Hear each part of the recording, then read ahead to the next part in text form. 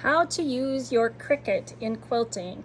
We do a lot of small projects in our shop. We like miniature quilts, and I've always liked to add embroidery and text to my projects, but after purchasing a Cricut, I decided to give a try to putting the text on using the Cricut lettering. As long as it's a project that you're not going to be washing a whole lot and you don't need to be doing any ironing after your text is applied, this works quite well and is quite effective. So you can see in the center of this particular little quilt that the center has been done using Cricut and the text and iron-on vinyl transfer. So to do that, if you've purchased a kit from us, and we have used that, we have put in the transfer for you. So your transfer, you'll be able to easily tell which side is which because you're going to be able to read the writing. The back side of it is backwards.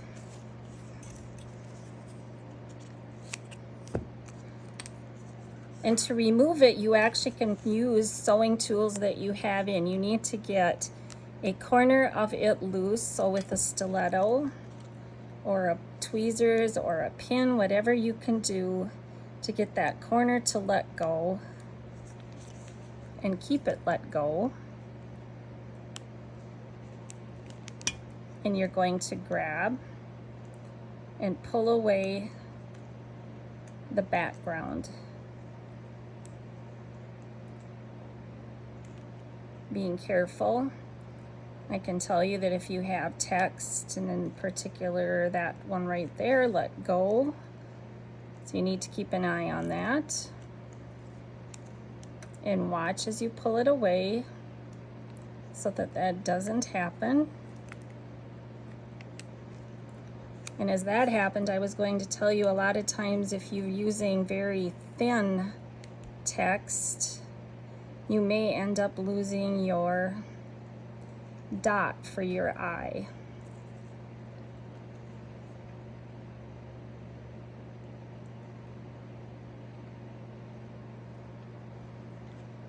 So if that happens,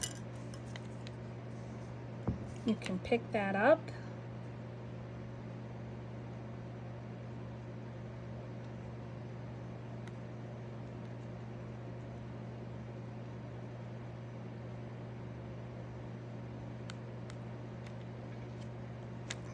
And there is still the indentation of that R right there, so you know that you're getting the right side.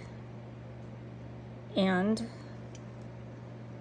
place that back down onto the sticky surface, just like that. Get it readjusted as it needs to be. And when you flip it over, you now can see that you have your word there. You place that down onto your project. If you are a perfectionist, you may want to do some measuring. I usually just eyeball it, just with your regular iron. You can press. The one thing that I can tell you, which has made it a little bit challenging for us, is we would like to do this part for you. However, if you touch the iron to your text after you have it applied to your fabric, it will melt.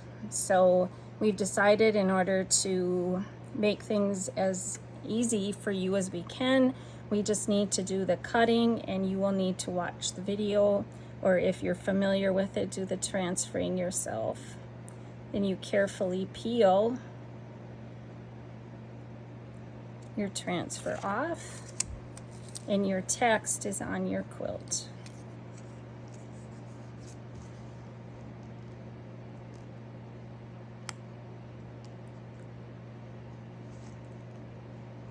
As you transfer, if you've got thin, like this particular case, our text is quite thin.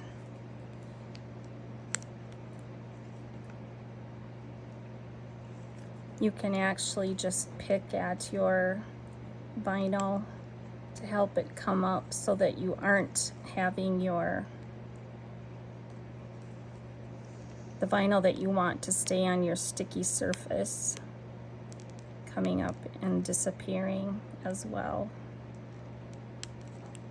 But you don't really need special tools, just a little bit of patience. You can watch as it goes and help, like there, to hold the R in place. We have an I coming up and the little dot wanted to pop up, so we'll just hold that in place as we peel.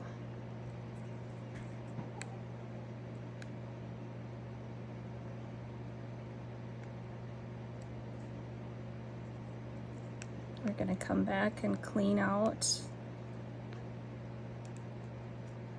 the opening on the E, and the D decided to pop out. So go in there with a stiletto, a pin, just the tweezers that you have in the bathroom will work. Place that down onto your quilt top. Again, press in place.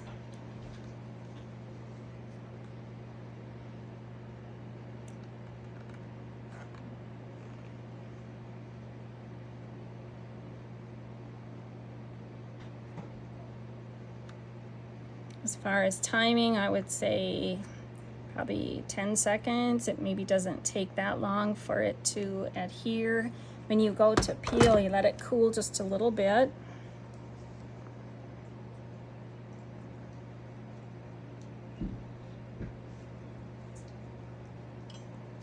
And peel it off. Quite simple and quite effective.